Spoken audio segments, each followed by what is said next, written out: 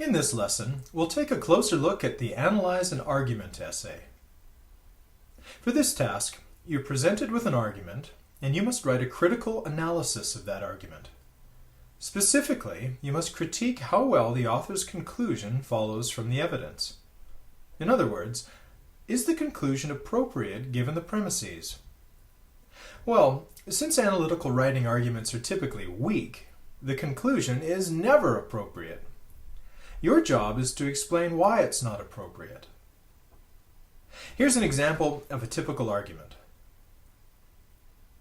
In this argument, the author uses information about one musical group to make conclusions about how a different musical group can become more financially viable.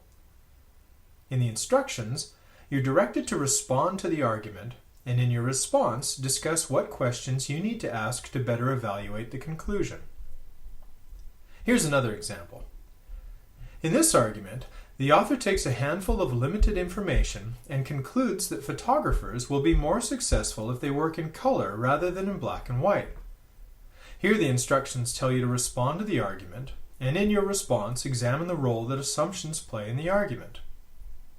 Now it's important to note, all of the possible arguments that you'll encounter on test day are publicly available on the GRE website.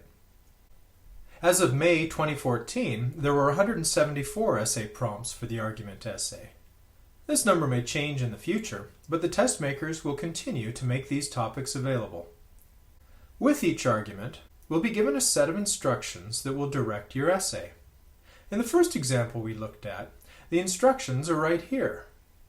And in the second example, the instructions are here. On test day, the given argument will come with one of 8 possible sets of instructions. Let's take a look at them. Now the good thing is that there are many similarities among these instructions. To begin, at the heart of all of these instructions, we're asked to write an essay critiquing the argument. Each set of instructions merely directs the focus of your critique. For example, these 6 sets of instructions all ask us to do essentially the same thing, and that is identify the evidence needed to evaluate the author's conclusion and explain the role this evidence would play. Returning to all possible instructions, you can see that these instructions essentially direct you to identify assumptions and explain the role they play in the argument.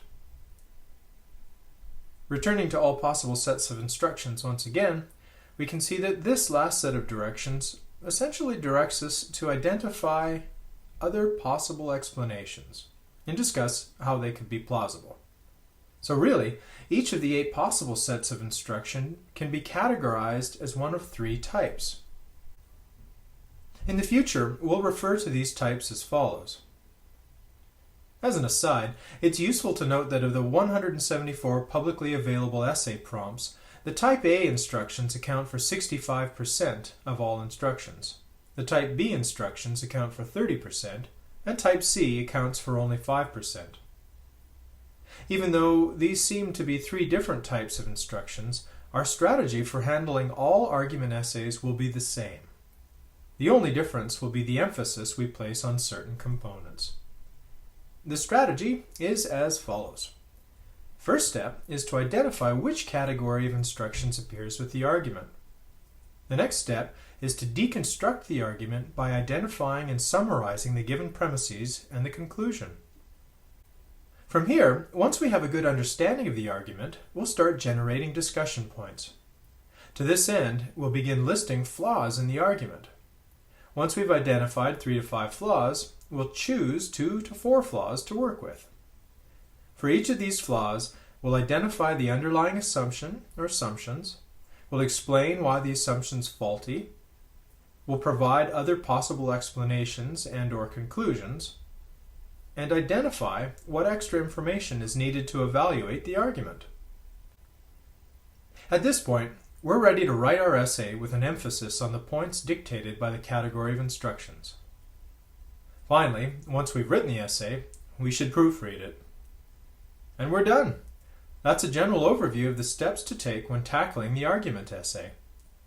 In the next lesson, we'll look at techniques for identifying flaws in an argument, and after that, we'll examine the essential elements of a good essay template.